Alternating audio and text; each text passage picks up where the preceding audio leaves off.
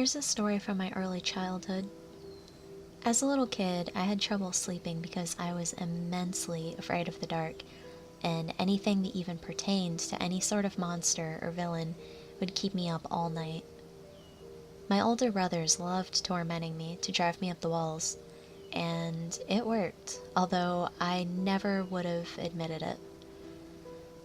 My mom, the caring mother that she was ultimately worried about my health. She was a doctor and always preached that sleeping at least 8 hours a day was a key to a good life.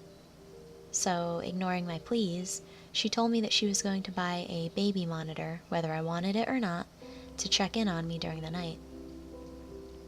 My brothers thought this was hilarious, but I ignored them and went to bed one night with a baby monitor lying on the nightstand next to me. Later through the night, my eyelids began to droop, and I was about to doze off when the monitor cracked to life, and the only thing I heard out of it was crickets. I was caught a little off guard at that point. Crickets? They certainly sounded like crickets, but I couldn't be sure. Soon enough, another sound joined the supposed sound of insects, and it sounded remarkably similar to footsteps crunching through leaves. Then there was lots of shoving around like someone dropped the monitor, and then dead silence. I shook the baby monitor, assuming that it was broken or something. "Hello?" I said. More silence. Then more moving around from the other end. No more crickets, and no more footsteps. "Hello? Mom?" I repeated once again.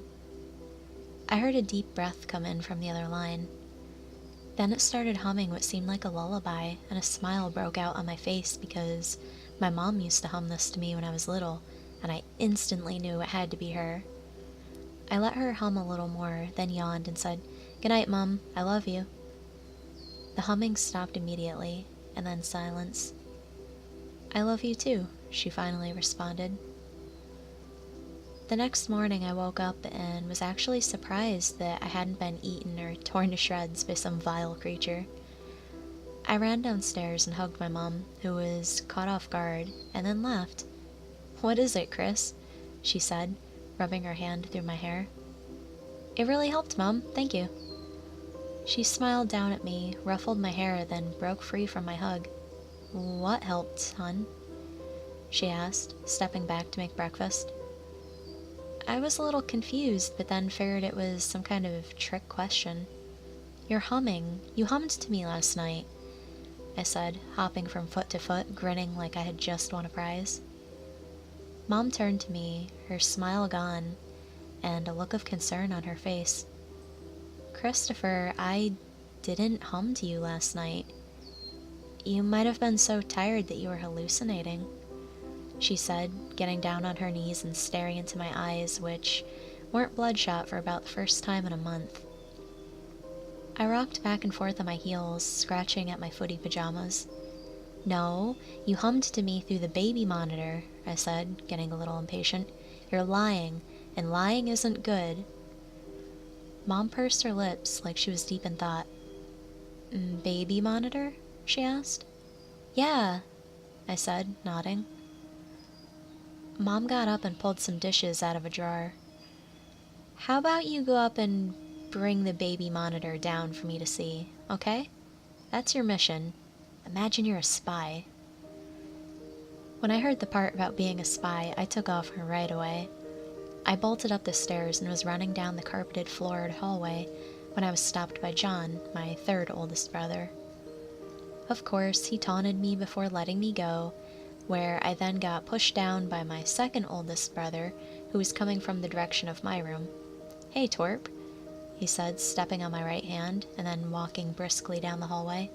"Stop doing that, Samuel," I called after him, pushing myself up and darting into my room. I ran over to the nightstand, but the baby monitor was gone. Of course, I had to explain this to my mom, and she thought I just wasn't getting enough sleep, and told herself that she'd be getting me a real baby monitor very soon. That night, I walked into my bedroom and found a plastic, dusty-looking baby monitor that had various strange stains on it. There were grubby pictures of little baby ducks and flowers on it as well. I honestly thought that it was a piece of junk, and I would have been genuinely surprised if it even worked. I figured Mom had just dragged this out of a flea market somewhere while I was at baseball practice, and slipped in the batteries to it that were lying on the floor, thinking that they rolled off the nightstand or something. It took a while, but after listening to deafening static coming from its speaker for quite some time, I could hear deep breathing, like Mom had just ran a mile and was holding the monitor up to her mouth. I crawled in bed, and the breathing continued until I fell asleep. The next morning, I got up and ate breakfast, but I didn't mention a word about the monitor to my mom, not wanting to risk the chance of looking dumb in front of her again because, truthfully, at that age, I already had low self-esteem. I played at my friend's house that day, and when I got home I had dinner, and was pretty tired from exploring with my friend. I went up to my bed and crashed there pretty quickly, at probably around 6:30. I was awoken by the sound of static coming through the baby monitor deep in the night, probably around 1 in the morning. I turned towards the nightstand and stared at the baby monitor, waiting for it to calm down and become legible. When the static cleared, all I heard was crickets once again. I was utterly confused why my mom would be outside at this hour. I leaned in towards the monitor. "Mom?" I asked. To this day, I will never forget the feeling, the despair that went through me as I heard, faintly, the sound of my own voice coming through the other end. My heart stopped, and I stared at the monitor for the longest time. I was frozen, paralyzed. My attention was finally diverted away from the monitor when I heard grass crunching outside my window. I threw the covers off of myself, jumped out of bed, and ran towards the bedroom door. As I reached for the doorknob, I saw an image that, to this day, is still burned into my mind. The shadow of a man peering through my window, clutching a baby monitor in one hand, silhouetted against the bright moon, was projected against my bedroom door. I screamed, throwing open the door, running as fast as I could down the hallway. I heard the man running outside, trying to catch up with me. I sprinted into Mom's bedroom, jumped on the bed, and woke her up. Tears spilled down my face as I explained everything, and as I did so, she reached for the phone. She dialed 911, and the police arrived shortly after. They searched the house and the yard, and even looked for him all around town, but they could never find him. I kept this story to myself for quite some time now. This all happened when I was 5, and I'm 16 now.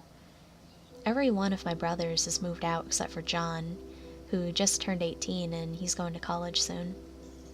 I sleep soundly most of the time, but recently I've been kept up through part of the night by my brother, who seems to be having conversations with someone late at night.